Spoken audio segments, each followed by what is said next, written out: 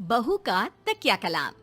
सिद्धि की एक आदत थी, उसे इंग्लिश के शब्दों को अपनी हर बात के बीच में बोलने का बड़ा शौक था, खास तौर से स्टॉप। स्टॉप मम्मी जी, ये क्या कर रही हैं? बिल्कुल स्टॉप हो जाइए। कितनी बार कहा है कि किचन में कुछ भी सामान इधर उधर करने से पहले पूछ लीजिए। अरे क्या स्टॉप स्टॉप करती रहती है, तेरा बस चले तो पूरी दुनिया स्टॉप करा दे। और हाँ, सामान इधर उधर नहीं, मैं बस ये देख रही थी कि चीनी कहाँ है, चाय पीने की तलब थी। स्टॉप मम्मी जी, अब ये मत बोलिए कि आपको ये भी नहीं पता कि किचन में चीनी कहाँ होती है। सास को सिद्धि की बात बिना सर पैर की लगती है। वो उससे बहस नहीं करना चाहती, सो वहाँ से निकल जाती है।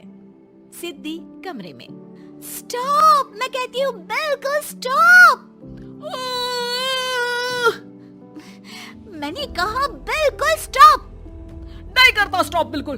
अरे यार, बिजली की वायर जोड़ रहा था, तुमने स्टॉप होने के लिए बोला और ये देखो क्या हुआ, करंट लग गया। अब करंट लगने पर चिल्ला रहा हूँ तो भी स्टॉप। अरे चाहती क्या हो तुम? स्टॉप, मैं क्या चाहती हूँ? अरे अब कैसे स्टॉप हो जाऊं? मेरा मतलब है स्टॉप स्टॉप। सिद्धि फिर चली जाती है सब्जी वाले के पास।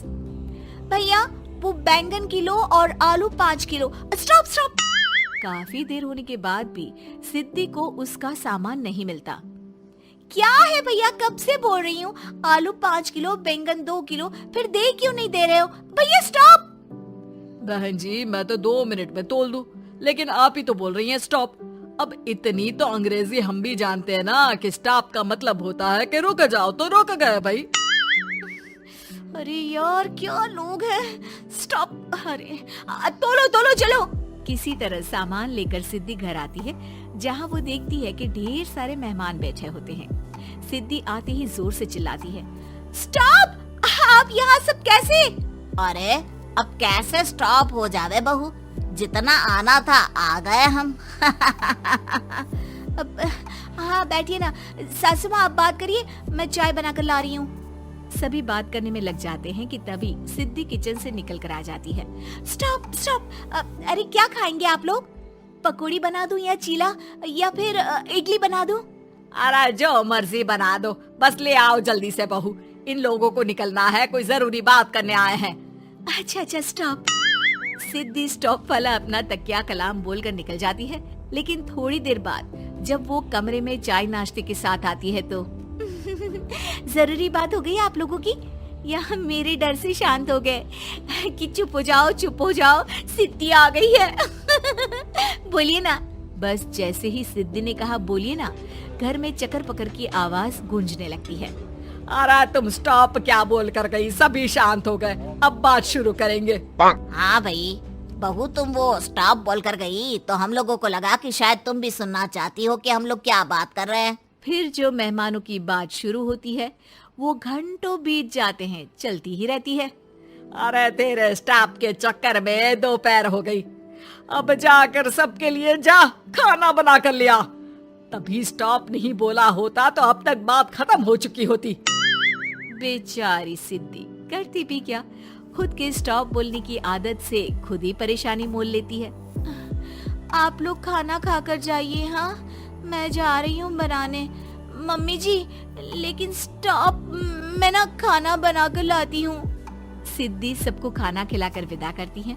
पूरी तरह से थक चुकी सिद्धि शाम को पार्क में वॉक करने जाती है। स्टॉप यार, आज तो मैंने बहुत खा लिया, पेट लग रहा है कि फट ही जाएगा। सहेली एक जगह खड़ी होकर सिद्धि की बातें सुनती है। सिद्धि उसे दिन भर की सारी बातें कहती है। स्टॉप यार स्टॉप, चल मैं घर जा रही हूँ, सोचा था थोड़ा वॉक कर लूंगी, पेट हल्का हो जाएगा। सारा दिन काम कर कर के थक भी गई थी, लेकिन यार तेरे कारण बस खड़ी ही रह गई। वैसे तो पार्क करने क्या आई थी? और यार बड़ी अजीब लड़की है, मैंने कितनी बार बोला कि मैं वॉक पर आई थी, लेकिन तू स्टॉप स्टॉप बोलकर रोक लेती थी मुझे। यार प्लीज अब तू जा, मैं वॉक करके ही घर जाऊंगी। ओ यार, वो स्टॉप तो मेरा तकिया कलाम है। घर के सभी लोग सिद्धि के स्टॉप से परेशान थे। वे कभी उसके बोलने पर स्टॉप हो जाते तो मुसीबत आ जाती, कभी नहीं होते तो भी मुसीबत आ जाती। अरे मैं तो इस बहू के तकिया कलाम से परेशान हो गई हूँ।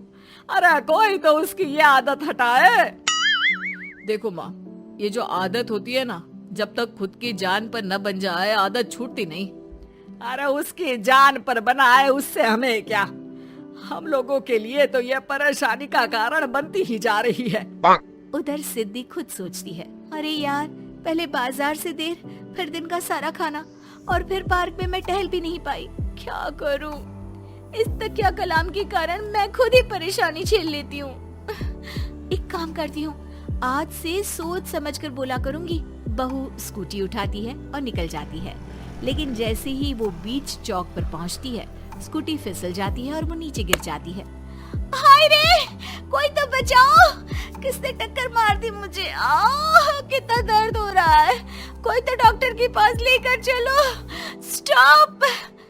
बस जैसे ही बहू स्टॉप बोलती है, सारे वहीं रुक जाते हैं। बड़ी घमंडी औरत है, एक तो हम बचा रहे हैं, ऊपर से देखो स्टॉप बोल रही है। स्टॉप? कोई नहीं है क्या इस पूरे शहर में? बहू अपने तकिया कलाम की रट लगा कर रखती है। स्टॉप, कोई है? कोई स्टॉप? लोग उसकी मदद के लिए आगे तो आते हैं, लेकिन जैसे ही उसका तकिया कलाम सुनते हैं, वहाँ से निकल जाते हैं। तभी कहीं से उसका पति लौट रहा था। वो बीवी को रास्ते में पड़ा देख हैरान रह जाता है। अरे तुम यहाँ, कितनी चोट लगी है तुम्हें? पति आसपास खड़े लोगों पर गुस्सा हो जाता है। आप लोगों को दिखाई नहीं दे रहा कि मेरी बीवी को चोट लगी है? कोई भी नहीं है जो उसे उठाकर बिठा सके? अरे भाई साहब, कोई क्या मदद करे इस महिला की?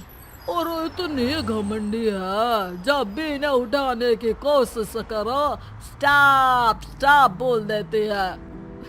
स्टॉप? ये क्या बोल रहे हैं आप लोग? मैं पिछले आधे घंटे से दर्द सह रही हूँ। स्टॉप। पति समझ जाता है कि मामला क्या है। वो सर पर हाथ रख लेता है, लेकिन जल्दी ही बीवी को डॉक्टर के पास ले जाता है। ओह, इन्हें तो बहुत ज्यादा चोट लगी है। आप लोगों ने इन्हें लाने में कुछ ज्यादा ही देर कर दी है। रुकिए, मैं चेक करता हूँ। डॉक्टर जैसे ही बहू के पास पहुँचता है। हाँ तो मैम, कहाँ चोट लगी है आपको? यहाँ। स्टॉप। डॉक्टर देखते देखते अचानक रुक जाता है। अब भी स्टॉप? अरे नहीं नहीं डॉक्टर साहब, अब तो सपने में भी स्टॉप नहीं बोलूंगी।